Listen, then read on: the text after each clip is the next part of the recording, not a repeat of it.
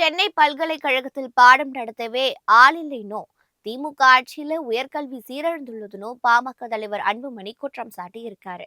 இது குறித்து அன்புமணி வெளியிட்டுள்ள அறிக்கையில், நவீன இந்தியாவின் முதல் பல்கலைக்கழகமான சென்னை பல்கலைக்கழகத்தில் 65% பேராசிரியர் பணியிடங்கள் காலியாக இருப்பதாக தகவல் பெறும் உரிமை சட்டத்தின் மூலம் வெளியாகியுள்ள செய்தி அதிர்ச்சி அளிப்பதாக குறிப்பிட்டிருக்காரு.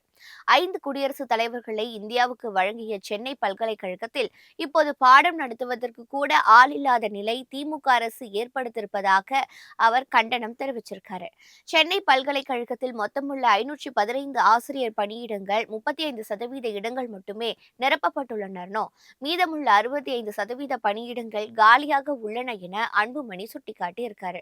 ஒரு காலத்தில் சென்னை பல்கலைக்கழகத்தில் சுமார் 1000 கோடி ரூபாய் அளவுக்கு உபரி நிதிநீர் இருந்த நிலையில் தற்போது ஊதியம் வழங்க பல்கலைக்கழகத்திடம் நிதி இல்லாத நிலை ஏற்பட்டுள்ளதுனோ, பல்கலைக்கழகங்களை மீட்டெடுக்கப் போவதாக கூறி அதிகாரத்துக்கு வந்த திமுகவின் ஆட்சியில்தான் பல்கலைக்கழகங்களின் நிதி நெருக்கடியும் சீரழிவுகளும் அதிகரித்துள்ளனோ குற்றம் சாட்டி இருக்காரு. தமிழக பல்கலைக்கழகங்களின் இன்றைய நிலைக்கு திமுக அரசுதான் பொறுப்பேற்க வேண்டும்னோ, சென்னை பல்கலைக்கழகத்திற்கு உடனடியாக 1000 கோடி ரூபாய் நிதி ஒதுக்கீடு செய்து காலியாக உள்ள ஆசிரியர் பணியிடங்களை நிரப்ப வேண்டும்னோ அன்புமணி வலியுறுத்தியிருக்காரு.